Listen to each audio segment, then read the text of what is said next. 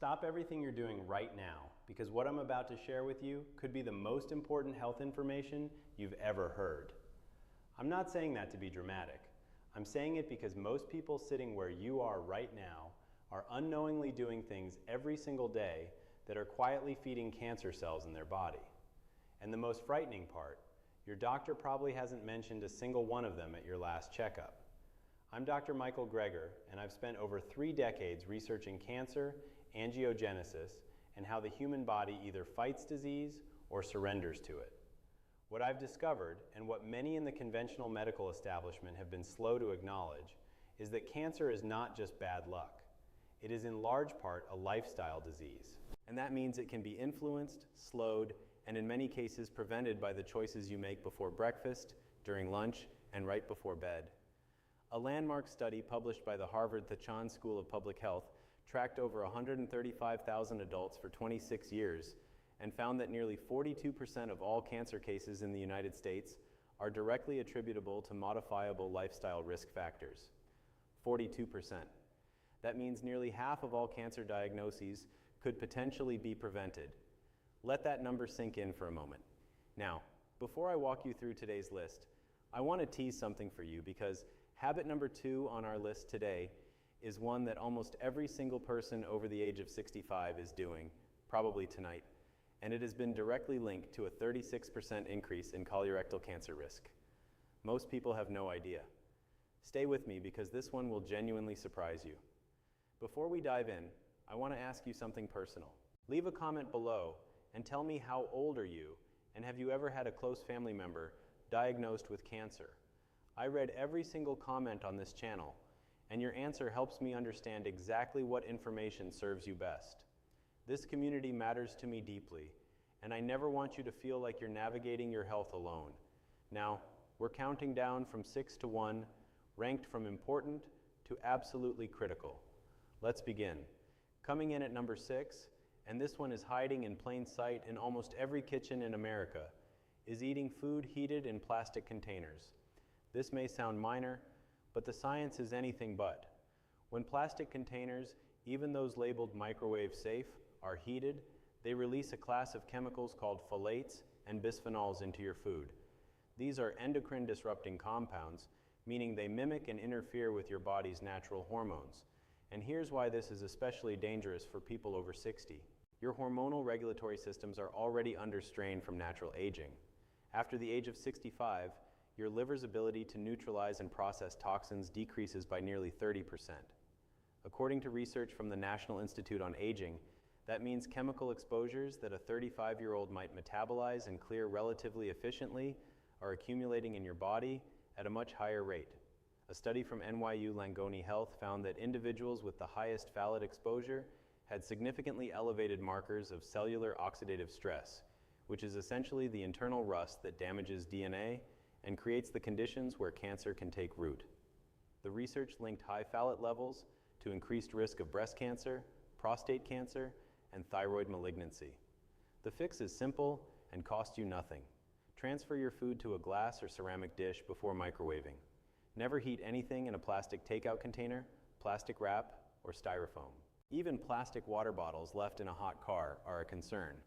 Heat accelerates chemical leaching dramatically.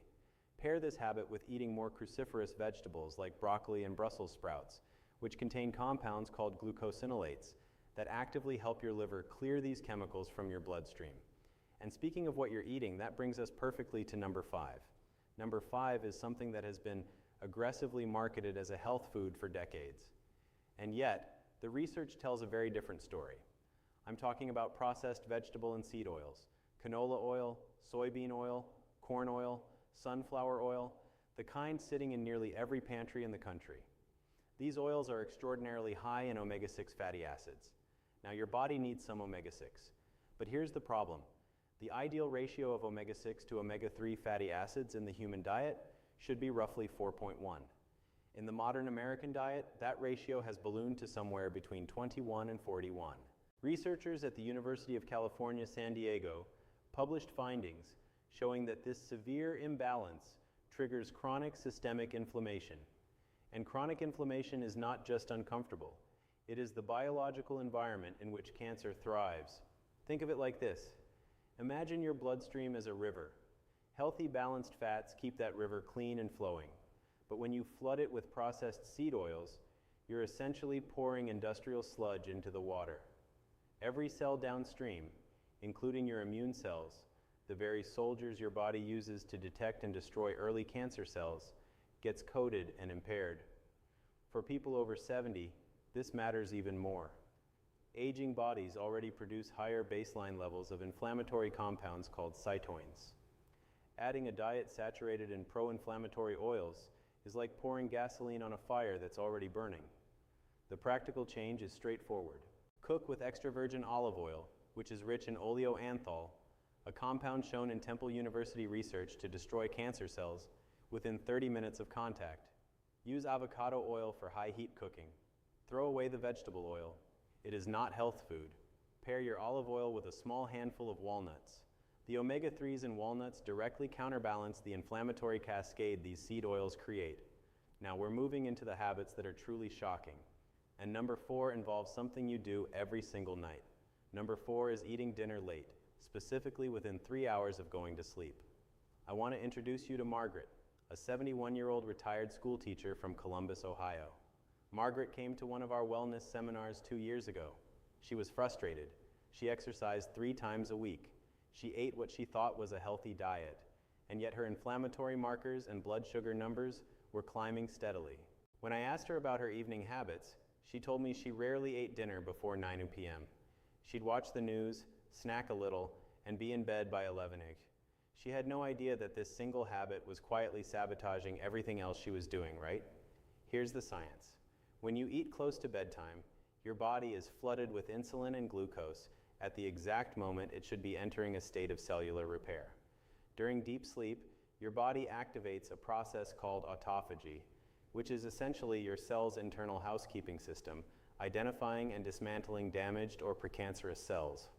A study from the Barcelona Institute for Global Health, following over 2,000 cancer patients, found that people who ate dinner before 9 p.m. and observed a 2-hour gap before sleeping had a 20% lower risk of both breast and prostate cancer compared to those who ate late. 20% just from meal timing alone. After the age of 65, your circadian biology, the internal clock governing every metabolic process in your body, becomes less robust and more sensitive to disruption. Late eating doesn't just affect blood sugar, it suppresses melatonin, impairs your immune surveillance, and increases cortisol, which directly feeds tumor-promoting inflammation. The prescription here is to aim for your last meal by 6:30 or 7:00 p.m. at the latest. If you're genuinely hungry later, a small handful of berries or a few walnut halves won't disrupt the process.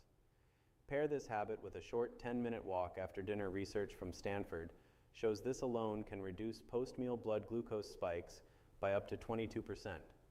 If you're finding this information valuable, and I genuinely hope you are, this is a perfect moment to hit that subscribe button and give this video a like. Every time you engage with this content, it helps this channel reach more seniors who need to hear this information. I am on a mission to make sure no one has to face these diagnoses without the knowledge to fight back.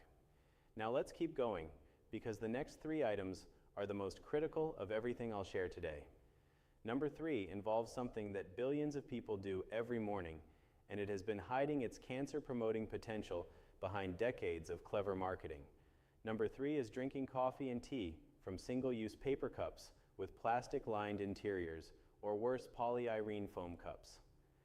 Now, I want to be clear, the coffee or tea itself is not the problem. In fact, high-quality black coffee and green tea are among the most powerful anti-cancer beverages known to science. The problem is the container.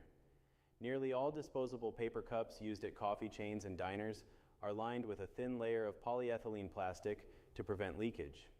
When hot liquid is poured into these cups, micro and nanoplastics shed directly into your drink.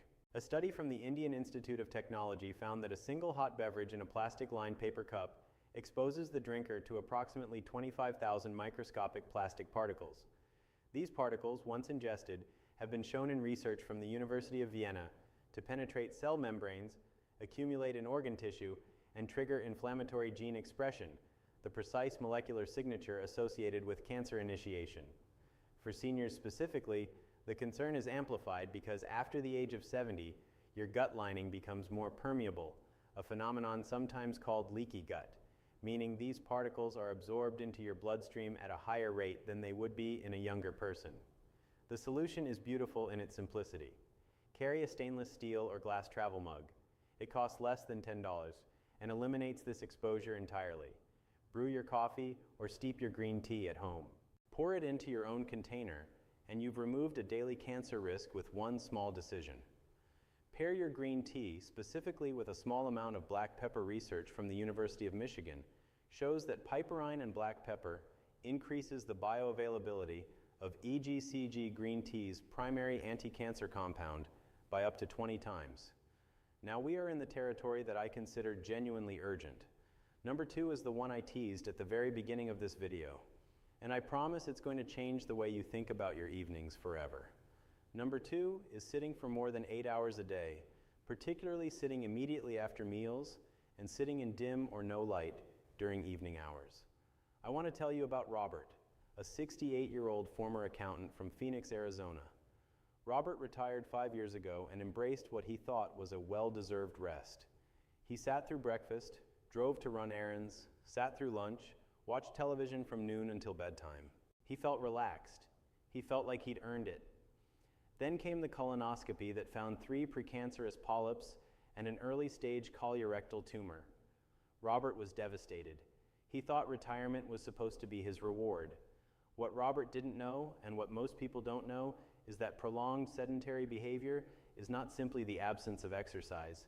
It is an active independent cancer risk factor.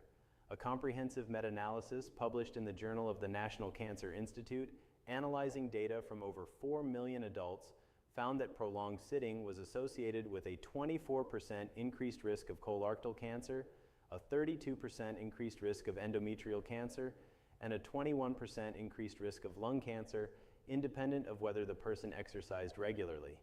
Independent, meaning even if you go for a morning walk, if you sit for 8+ hours afterward, your cancer risk remains significantly elevated. Here is why this is so damaging at the cellular level. When you sit for extended periods, your lymphatic system, which is essentially your body's internal sewage network, responsible for flushing out damaged cells and immune waste, nearly stops circulating. Unlike your blood, which has the heart to pump it, lymph fluid moves only through muscle contractions. Prolonged stillness turns this system stagnant. Simultaneously, insulin sensitivity plummets, blood glucose rises, and inflammatory markers spike, all within just 90 minutes of unbroken sitting. For people over 65, there is an additional and very serious compounding factor. Your natural killer cell activity, the immune cells specifically tasked with identifying and destroying cancer cells before they can form tumors, declines by approximately 40% with age-related physical deconditioning. Sedentary behavior accelerates this decline dramatically. Robert began a simple protocol after his surgery. Every 45 minutes, he stood up and walked for 5 minutes to the kitchen around the block. It didn't matter. He began using a light therapy lamp in the evenings to support his circadian rhythm. Within 8 months, his inflammatory markers dropped by nearly half, and his oncologist was genuinely surprised. He is now 4 years cancer-free. The practical application is this. Set a timer on your phone for every 45 to 50 minutes during the day. When it goes off, stand up and move for 5 minutes walk. Do gentle stretches. March in place. Pair this with morning sunlight exposure for 20 minutes, which regulates your cortisol and melatonin cycle and directly enhances natural killer cell production. This single 2-part habit, breaking up sitting and getting morning light, may be the most powerful free cancer prevention tool available to you. And now we arrive at number 1, the habit that I believe, based on everything I have seen in research and in clinical practice, represents the single greatest modifiable cancer risk for adults over the age of 60. It is something that is deeply normalized, socially celebrated, and defended aggressively despite overwhelming evidence. I'm talking about chronic habitual consumption of ultra-processed foods. Not junk food, not fast food. I mean the broader category of ultra-processed products, packaged bread, flavored yogurts, breakfast cereals, deli meats, frozen meals, protein bars, flavored crackers, diet sodas, and virtually anything that contains more than 5 ingredients and includes additives you cannot pronounce. The NOVA classification system, developed by researchers at the University of São Paulo, has categorized these foods and sparked one of the most important bodies of nutritional cancer research in the last 2 decades.